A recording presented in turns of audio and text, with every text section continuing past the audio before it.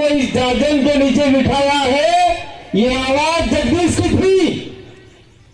जगदीश ने इस आवाज के दम पर इस पूरे प्रदेश के इलाके में कमल कांग्रेस को चैलेंज किया था।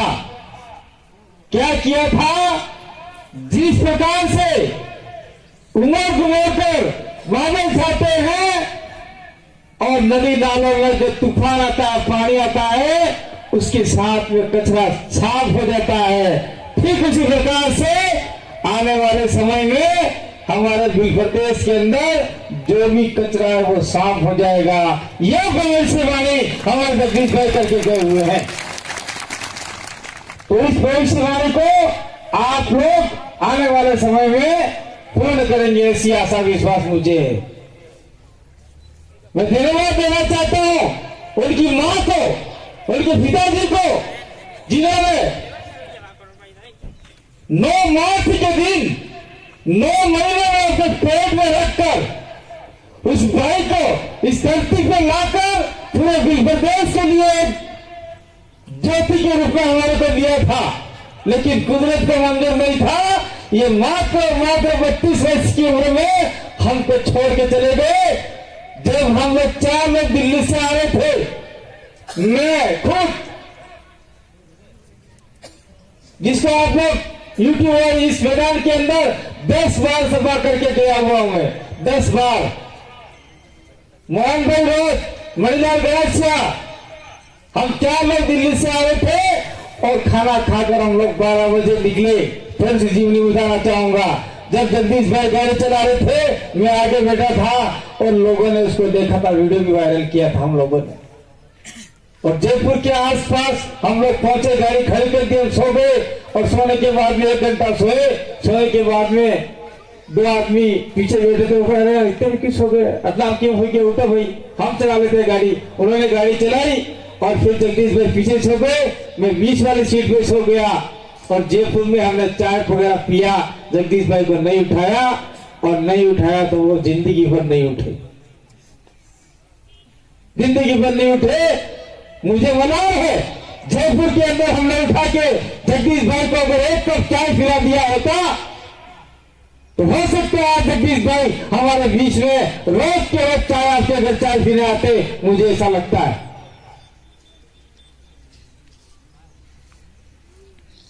मैं धन्यवाद देना चाहता हूं हमारे बीच में बैठे हुए राजकुमार जी लोग, वो उस समय जयपुर में थे और तत्काल से मुख्यमंत्री को, सभी मंत्रियों को फोन कर दिया और मुझे मृत अवस्था में हॉस्पिटल में एडमिट करवाया।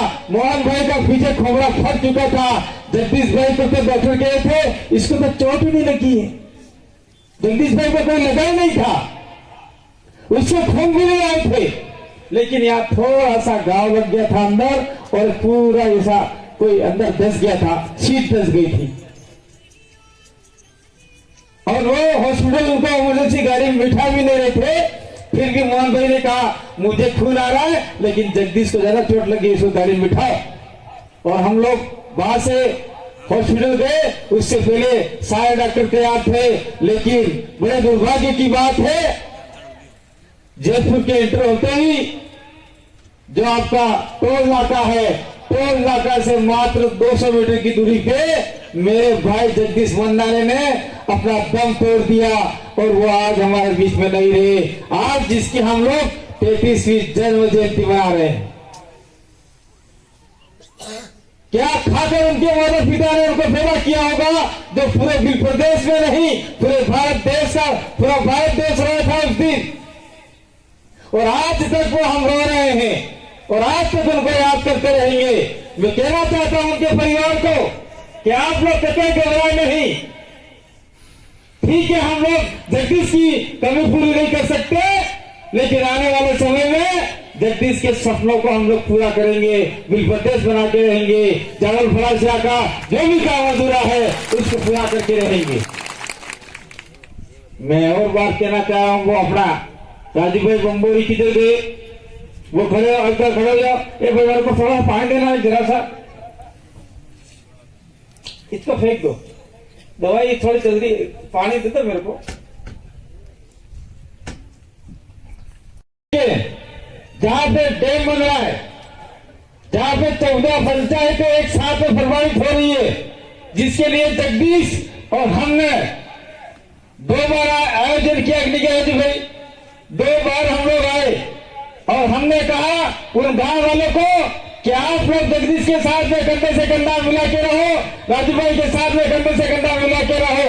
लेकिन वो गांव वाले अंत में, हमारे आदिवासी समुदाय के लोग अंत में कहीं न कहीं भ्रमित हो गए और राजनीतिक पार्टियों ने उनको दारू पैसों में खरीद लिया और अधिकतम वोट वो लेकर चले गए और आज वो ही वहां से जीत गया और आज सारा का सारा गांव खाली करवा रहा है।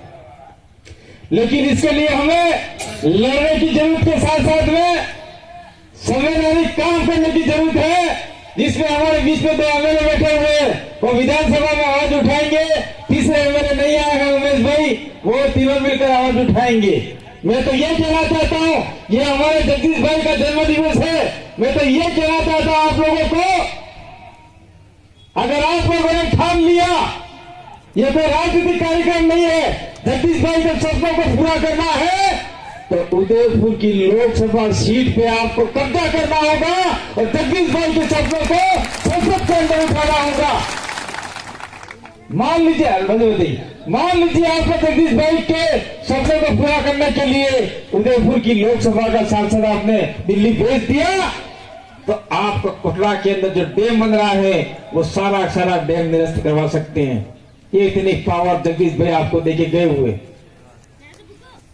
उनके भाई जगदीश के भाई जो आपके दिनेश पांडे आपके बीच में बैठे हुए, दिनेश पांडे सारे कार्यक्रमों में क्या करते थे, छोटे माइक लेके के बोलते नहीं थे। लेकिन आज दिनेश को भी हमने सिखा दिया है। मैं आज मेरे बीच में मेरा भाई नहीं है, मैं कहना नहीं चाहता, ये मेरे बीच में खड़ा अमित, उनको भी कहना नहीं चाहता। आजाद बैठा हुआ मेरे बीच में, मैं कहना नहीं चाहता, लेकिन आज कह देता हूं इस मौके पर, जगदीश भाई मन्ना जो हमारे बीच में नहीं है, वो कहीं न कहीं मुझे अपना राजनीतिक गुरु मानते थे। अमित भी राजनीतिक गुरु मानता है, आपका ये आजाद भी राजनीतिक गुरु मानता है। मैं तो गुरु नहीं हूं, लेकिन मैंने उनको सिखाने का काम किया, बुलवाने का काम किया, सरकार और प्रशासन से कैसे बात करना है, कलेक्टर से कैसे बात करना है, ये सारे गुरु हमने सिखाए। और आज हम लोग डरने हैं क्योंकि हमारे बीच में आदमी नहीं होते हुए भी उसका कारवां आगे बढ़ रहा है। मैं उनके पिताजी को धन्यवाद देना चाहता हूं कि आज एक जवान लड़का साथ में नहीं है, फिर भी हर कार्यक्रम में वो कंधे से कंधा मिलाकर प्रदेश का साथ दे रहे। मैं उनके 2 छोटे बच्चे हैं, परी और आह्लाद बिहार, दोनों को मैं कहना चाह रहा हूँ, फरासिया के लोगों को और आमला पंचायत के लोगों को, अगर इन बच्चों के साथ में कुछ छोटा मोटा कुछ भी दुख दर्द हो तो पूरी पंचायत उनके गर्जा के बच्चों को आप लोग उनको लालन पोषण करने में सहयोग करेंगे। ये आज जगदीश भाई के इस मन से के जाना चाह रहा हूँ। मैं और कहना चाह रहा हूं जगदीश भाई की वाइफ आशा बहन को, आपके अगर कोई दुख दर्द हो तो हमें बिल्कुल याद कीजिएगा, एक भाई की तरह, एक जेठ की तरह, एक किसी भी तरह हम आपके साथ में कंधे से कंधा मिला के खड़े रहेंगे। आपको कतई घबराने की जरूरत नहीं है। और मैं अंत में एक बात और कहना चाहता हूं कि जगदीश भाई का जो जन्म दिवस मनाया जा रहा है, ये इस साल प्रथम पुण्यतिथि थी, अप्रैल में हमारा एक्सीडेंट हुआ था, हम प्रथम पुण्यतिथि मना सकते थे, लेकिन हुआ क्या कि उसी समय पे आचार संहिता लग रही है और आचार संहिता लगने से ऐसे कार्यक्रम करने में बहुत दिक्कत आती। तो आने वाले समय में हो सकता है कि हम लोग पुण्यतिथि मनावे अप्रैल के अंदर और जन्म तिथि मनावे बच्चों के खेल कूद के साथ में। तो जो भी जगदीश भाई ने सपने देखे हैं उन सपनों को पूरा करना है। ये कुंडला मैदान का सपना देखा था जगदीश भाई ने, बिरसा मुंडा के नाम से इस मैदान का नामकरण हो, तो आप लोगों को जिम्मेदारी बनती है कि ये इस मैदान का नाम बिरसा मुंडा के नाम से होना चाहिए। और मैं जितने भी लोग हैं उनको कहना चाहता हूँ कि जहाँ जहाँ तिराए पड़ते हैं वहाँ अपने महापुरुषों के फोटो और स्टेच्यू जो भी बोर्ड लगा रहे हैं, उसके साथ साथ में जगदीश भाई मन्नार का भी बोर्ड लगा दीजिए, ताकि आने वाली पीढ़ी देखेगी कि यह आदमी कौन था, इसका क्यों लगाया स्टेच्यू, क्यों लगाया मूर्ति?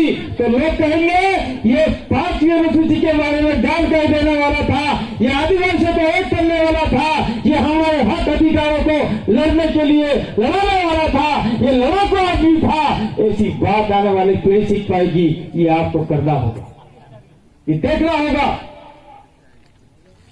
और मैं हर बात कहता आया हूं, हमारा एक्सीडेंट हो गया था, मैं जैसे ही खाट से उठा, मुझे नहीं पता, मेरे जो बीच में बैठे हुए एमएलए साहब राजकुमार जी, उनको मैंने बहुत सारी लातें मारी होगी, क्योंकि जब एक्सीडेंट हो गया तो आदमी का भेजा खराब हो जाता है, पता ही नहीं पड़ा, तो अनकॉन्शियस मैंने बहुत सारे लोगों को मार दिया। राजकुमार जी को भी बहुत सारी लातें लगी।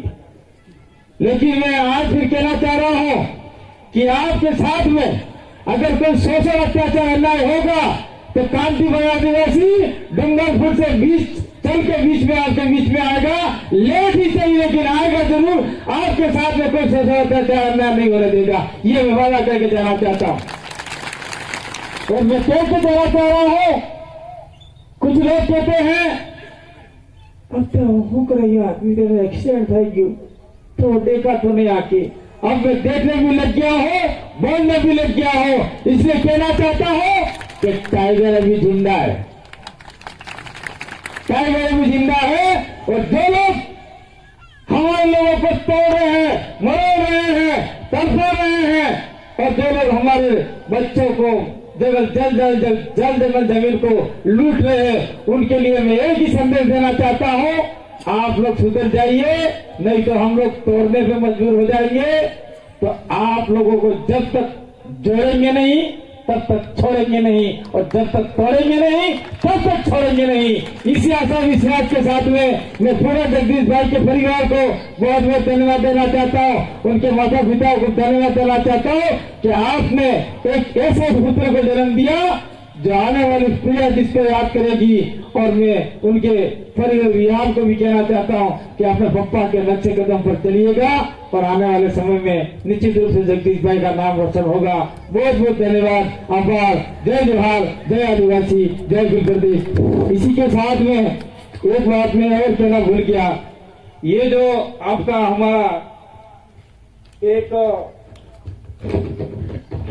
कैलेंडर अपने प्रदेश आदिवासी परिवार का बनाया हुआ है, कोई साथी लेके आया हुआ है, तो ये जो कैलेंडर है जो भंवर जी ने बनाया है, इसमें कोई राजनीतिक नहीं है, पूरा प्रदेश का कैलेंडर है।